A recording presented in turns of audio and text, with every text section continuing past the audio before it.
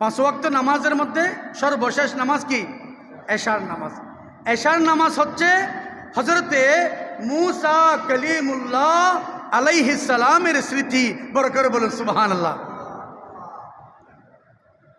ফেরাউন এবং তার দলবল মুসা আলাইহিস ইসলামের উপর অত্যন্ত জুলুম নির্যাতন অত্যাচার করেছিল মুসা আলাইহিস ইসলাম এবং তার উম্মতের উপর। সর্বশেষ তারা নির্যাতিত নিপীড়িত হতে হতে এমন একটা অবস্থায় গিয়ে দাঁড়ালো, ফেরাউন সিদ্ধান্ত নিল মুসা আলাইহিস সালাম এবং তার উম্মতদেরকে তথা বনি ইসরাইলদেরকে দুনিয়া থেকে শেষ করে দিবে। বড় করে বলুন নাউজুবিল্লাহ। দুনিয়া থেকে কি করে দিবে? খতম করে দিবে, দুনিয়ায় রাখবে না। এটার প্রমাণ নজির আরও আছে। পৃথিবীতে এমনও পাপী মানুষ আছে যারা নবীদেরকে হত্যা করেছিল। নাউজুবিল্লাহ বলেন না। আল্লাহর নবী রসুলদের কি করেছে? হত্যা করেছে। কোরআন শরীফে অনেক জায়গায় এসেছে, হাদিসে পাকে তো অ্যাভেলেবেল আছে।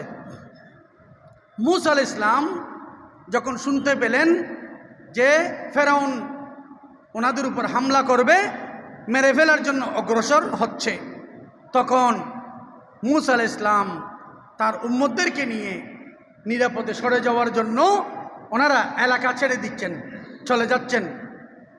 এদিকে মুসা আলাইহিস সালামকে মারার জন্য, শেষ করে দেওয়ার জন্য ফেরাউন এবং তার দলবল রওনা দিল। মুসা আলাইহিস সালাম সামনের দিকে যেতে লাগলেন, পিছনে ফেরাউন এবং তার দল হত্যা করার জন্য, মারার জন্য, তারা আক্রমণ করার জন্য রওনা দিল। যখন তারা পিছন থেকে হামলা করা শুরু করলো, ওনারা সামনের দিকে যেতে আছেন। যেতে যেতে যেতে যেতে আপনারা জানেন সামনে লোহিত সাগর। সামনে কি? লোহিত সাগর। তখন মুসা আলাইহিস সালাম 4টা পেরেশানিতে ভুগেছিলেন। কয়টা? 4টা মুসিবত। 1 নম্বর মুসিবত হচ্ছে ফেরাউনের হামলা থেকে নিজে বাঁচতে পারবেন কিনা, নিজে সুস্থ শরীরে রক্ষা পাবেন কিনা। 2 নম্বর, যারা ওনার উম্মত বনি ইসরাইল তাদেরকে রক্ষা করতে পারবেন কিনা। কয়টা? 2টা।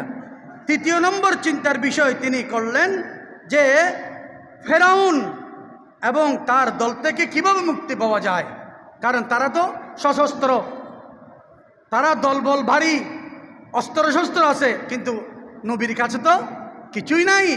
উনি তো দুনিয়াতে সন্ত্রাসী করার জন্য, মারামারি করার জন্য আসে নাই। উনি তো এসেছেন শান্তির বার্তা পৌঁছে দেওয়ার জন্য, জান্নাতের সুখবর দেওয়ার জন্য। 4 নম্বরে চিন্তা করলেন ফেরাউন কিভাবে ধ্বংস হয়। ফেরাউন যদি ধ্বংস হয়ে যায় তাহলে আমি তার হাত থেকে রক্ষা পাবো। এই 4টা চিন্তা করতে করতে সামনের দিকে যেতে আছেন। যেতে যেতে লোহিত সাগর দেখলেন, সামনে নদী, পিছনে ফেরাউনের দল। কোথায় যাবে? ওনার হাতে আছে আল্লাহ প্রদত্ত আসা, লাঠি। ওই লাঠি দিয়ে তিনি নদীর পানির উপর যখন আঘাত করলেন, বাড়ি মারলেন, আল্লাহ পাক রব্বুল আলামিন উনি এবং ওনার উম্মতের জন্য 12টা রাস্তা তৈরি করে দিলেন। সুবহানাল্লাহ। লোহিত সাগরের উপর আল্লাহ 12টা কি করে দিলেন? প্রশস্ত রাস্তা করে দিলেন। ওই বিশাল বিশাল রাস্তা দিয়ে হযরতে মুসা আলাইহিস সালাম এবং ওনার দলবল সমুদ্রের উপর দিয়ে, সাগরের উপর দিয়ে আরামসে পার হয়ে গেলেন। পিছনে ফেরাউনের দলের তো মনে নাই এটা কি সাগর নাকি রাস্তা, ওরাও হাঁটতে আছে আক্রমণ করার জন্য। ঠিক যখন সাগরের মাঝখানে গেল, আল্লাহ পাক রব্বুল আলামিন ফেরাউনের জন্য রাস্তা ব্লক করে দিলেন, রাস্তা বন্ধ করে দিলেন। জুলুমের পরিণতি অপেক্ষা করছে। এক আল্লাহ ওয়াহদাহু লা শারীক, তিনি ব্যবস্থাপনা করে রেখেছেন। জুলুমের শেষ আছে, আছে না নাই? বর্তমানেও যারা জুলুম নির্যাতনে আছেন, আপনারাও ঈমান রাখেন, জুলুমের কি আছে? শেষ আছে। পরিণতির জন্য অপেক্ষা করতে হবে। একেবারে সুন্দর পরিবেশে মুসা আলাইহিস সালাম পার হয়ে গেল, বেঁচে গেলেন। আর দপাস দপাস দপাস দপাস করে ফেরাউন এবং তার দলবল লোহিত সাগরে নিক্ষিপ্ত হয়ে তারা ভয়াবহ পরিণতির মধ্যে পড়ে গেল। বড় করে বলুন না সুবহানাল্লাহ। মূসা আলাইহিস সালাম বেঁচে গেলেন, ওনার উম্মতরা পরিত্রাণ পেলেন, সাথে সাথে ফেরাউন এবং তার দলবল পানিতে নিমজ্জিত হয়ে গেল।